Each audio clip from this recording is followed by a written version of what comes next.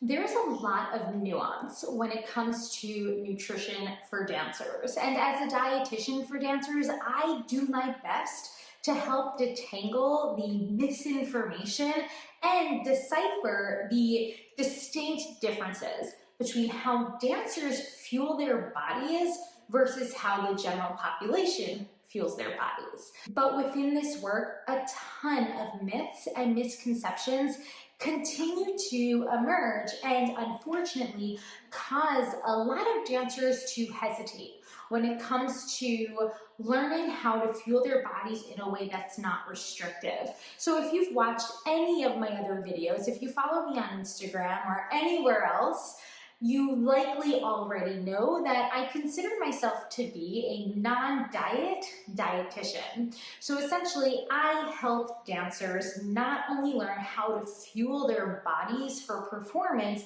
but do so in a way that's sustainable and incorporates all foods, especially the foods that they love and enjoy eating and of course have access to. But there is still a ton of noise around what dancers think they should or shouldn't be eating. And what we're going to talk about today is one of the most common misconceptions that I hear about from dancers and one of the biggest obstacles causing dancers to not want to try a non-diet approach. Let's dive into it. I'm Rachel Fine, registered dietitian nutritionist and founder of To The Point Nutrition. A dancer's performance is a direct result of hard work and motivation. So where does food fit into this? There's a lot of myths and a ton of antiquated ideals, and I'm here to dispel those.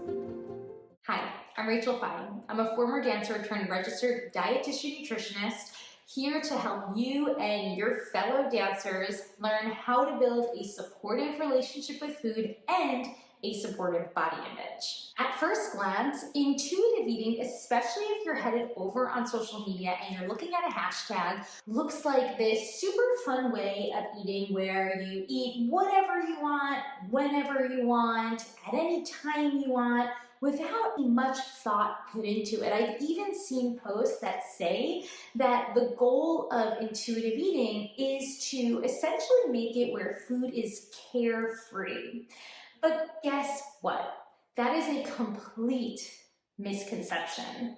That's not the priority of intuitive eating. And as a certified counselor of intuitive eating, I want to better explain to you what the purpose is behind this non-diet paradigm. You see, this depiction of eating whatever you want, when you want, and most often those pictures that you see are incorporating a lot of foods that diet culture would often deem to be maybe more indulgent or even off limits, right? We see a lot of desserts, we see a lot of maybe more, as I mentioned earlier, quote unquote, indulgent type of foods. And it's not that any of these foods are a problem, right? Because we are learning how to incorporate all of them in a way that leaves us feeling great, physically, mentally, and emotionally. The problem is thinking of intuitive eating like it's just eating when you're hungry, stopping when you're full, eating what you want, eating when you want, and leaving it at that. It greatly oversimplifies what this incredibly important approach can be.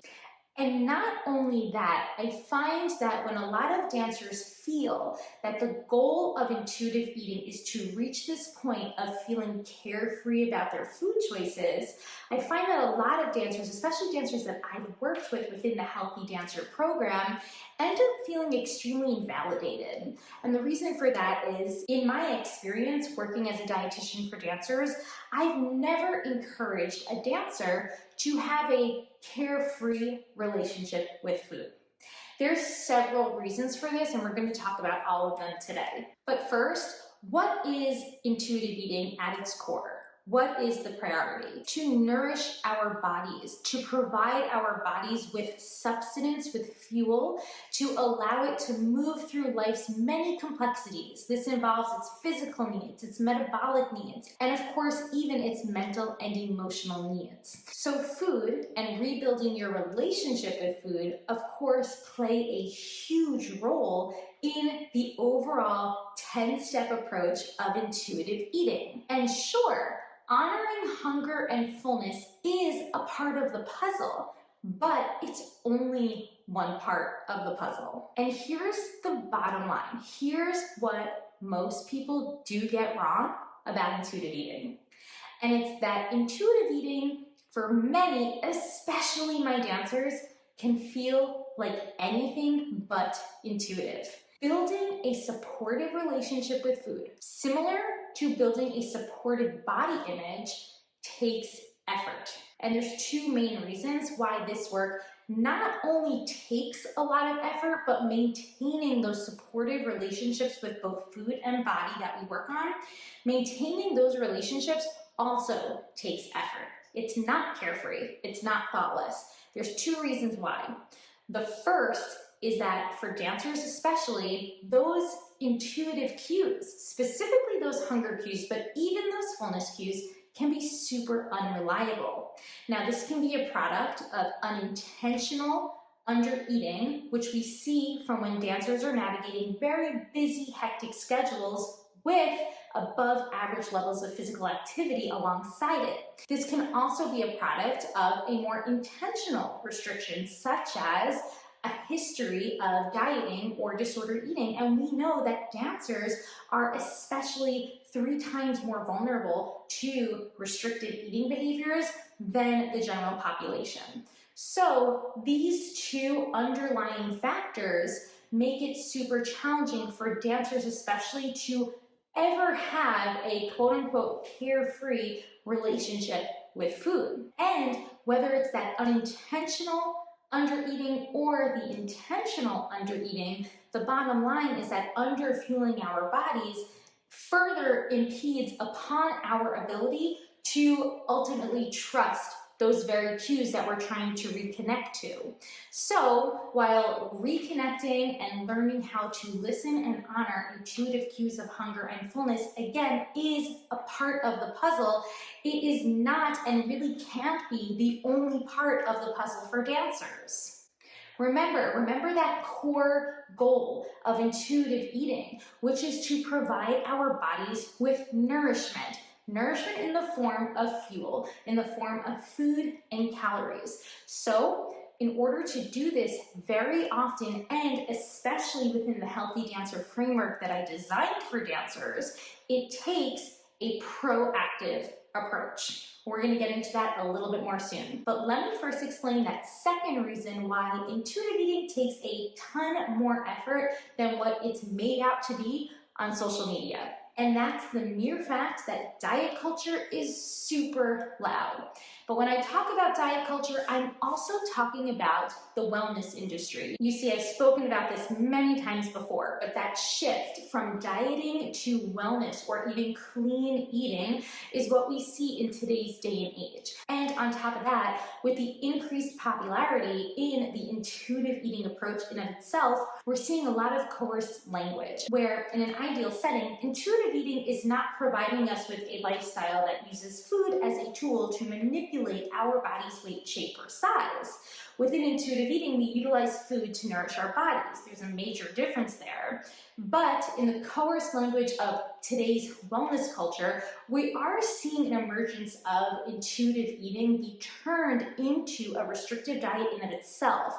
And this is most popular when we see intuitive eating depicted as, let me eat when I'm hungry and let me stop when I'm full, and that's the depth of it, right? It just kind of ends there. But as I mentioned earlier, there's so much more depth, there's so much more complexity into this lifestyle.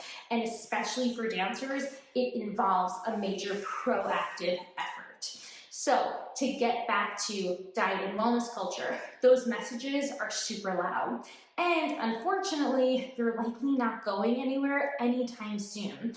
So it takes a constant effort to be able to identify the harmful influences and those messages, dismantle the oppressive values that they're rooted in, and ultimately rewire our brains into crafting a new self-narrative, one that utilizes compassionate curiosity to better understand what our bodies need at any given moment, especially as that relates to our food choices, how much we should be eating, and when we should be eating. So the bottom line here is that utilizing the intuitive eating paradigm to heal your relationship with food goes far beyond just honoring hunger cues and fullness cues. And most importantly, it also goes far beyond this idea that food should be carefree. For dancers especially, food plays such an important role in your performance potential.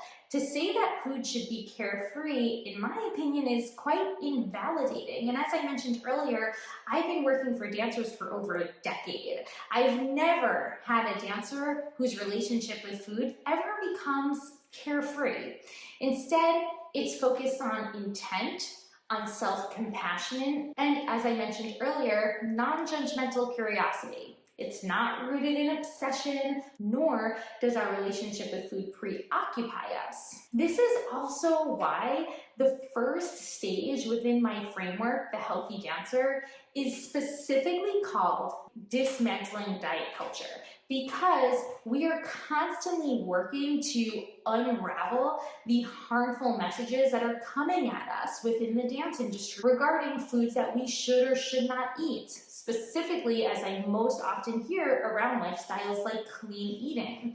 So it's not about ditching diet culture, it's about dismantling it in a more productive way, one that's allowing you to really unlearn those messages and then of course relearn more supportive habits and behaviors. The intuitive approach is just one part of the Healthy Dancer framework. And not only does it require that major effort, but it also requires a willingness to face up to and even challenge the status quo.